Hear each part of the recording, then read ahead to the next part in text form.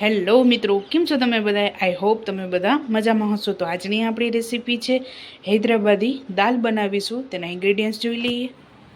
તો આપણે અહીંયા તુવેરની દાળ અને મસૂરની દાળ બંનેને મિક્સ કરી અને અડધી કલાક મેં પલાળી લીધું છે. અહીંયા 2 કપ લીધેલી છે મેં આ દાળ. ત્યારબાદ તીખાસ માટે તીખી મિરચી, 1 લીલું મોરું મરચું, ટમેટાં, ડુંગળી આ બંને વસ્તુ 1 નંગ લીધેલી છે. ખટાશ માટે લીંબુ, આની જગ્યાએ તમે આંબલી પણ એડ કરી શકો છો. ઘી લીધેલું છે, મીઠો લીમડો વઘાર માટે, કોથમરી, ગરમ મસાલો, 1 ટીસ્પૂન હળદર, કશ્મીરી મરચું વઘાર માટે, રાઈ, જીરું, હિંગ, ધાણા જીરું, આદુ અને લસણની પેસ્ટ, સ્વાદ અનુસાર મીઠું. તો ચાલો રેસીપી સ્ટાર્ટ કરીએ. સૌપ્રથમ દાળને બાફવા મૂકી દેશું. અહીંયા તમે ખાલી તુવેરની દાળ પણ લઈ શકો છો, પણ આ બંને વસ્તુ આપણે મિક્સ કરીને એડ કરીએ તો ટેસ્ટ એકદમ સરસ લાગે છે. તો સૌપ્રથમ દાળને બાફવા મૂકી દેશું.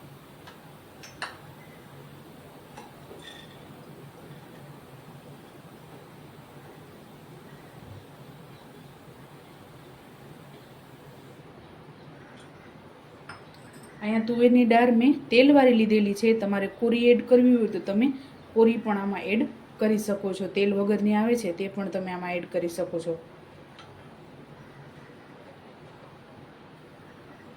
ત્યારબાદ ડુંગળી, ટમેટાં અને મરચાં એડ કરી દઈશું.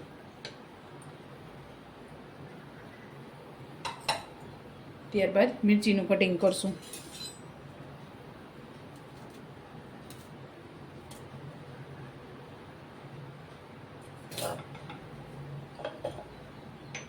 ત્યારબાદ મસાલા કરીશું. 1 ટીસ્પૂન હળદર, ગરમ મસાલો, કશ્મીરી મરચું થોડુંક આમાં એડ કરશું, થોડુંક વઘારમાં એડ કરશું, ધાણા જીરું, સ્વાદ અનુસાર મીઠું. ત્યારબાદ પાણી એડ કરશું.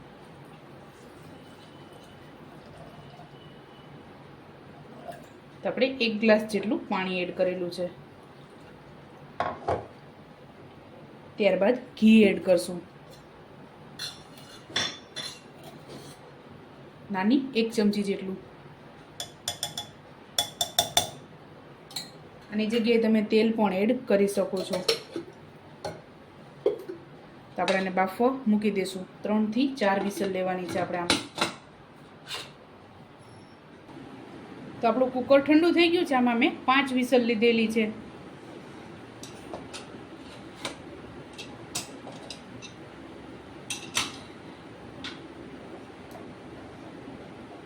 આ રીતે આપણે બાફી લેવાનું છે એને.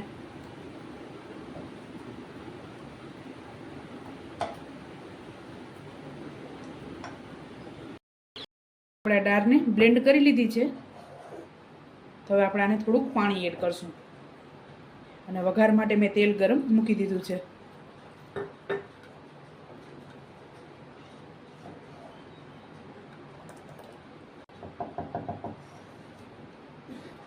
તો અહીંયા મેં મોટા 2 ચમચા જેટલું તેલ એડ કરેલું છે.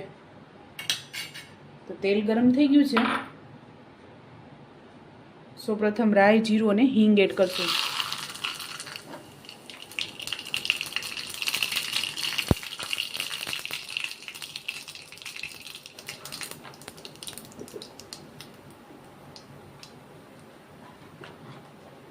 ત્યારબાદ 2 સૂકા લાલ મરચાં,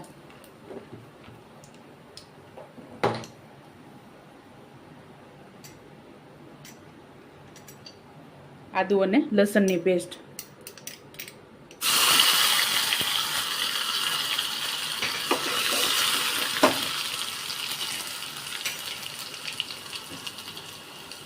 ત્યારબાદ મીઠો લીમડો.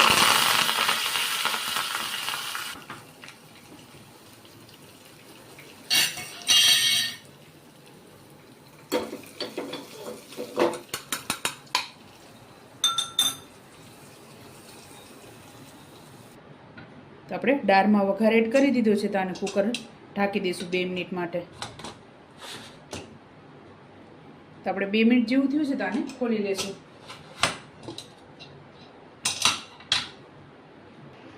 તો આપણી દાળ એકદમ સરસ તૈયાર થઈ ગઈ છે. તો આને ગરમા ગરમ ભાત સાથે આપણે સર્વ કરીશું. તો ચાલો મિત્રો, તૈયાર છે આપણી હૈદરાબાદી દાલ. તેને મેં ગરમા ગરમ ભાત અને સલાડ સાથે સર્વ કરેલું છે. તમે પણ આ જ રીતે બનાવજો ને મને યાદ કરજો. મારા વિડીયોને લાઇક, શેર અને સબસ્ક્રાઈબ કરવાનું ભૂલતા નહીં. તો ચાલો મળીએ નેક્સ્ટ વિડીયોમાં.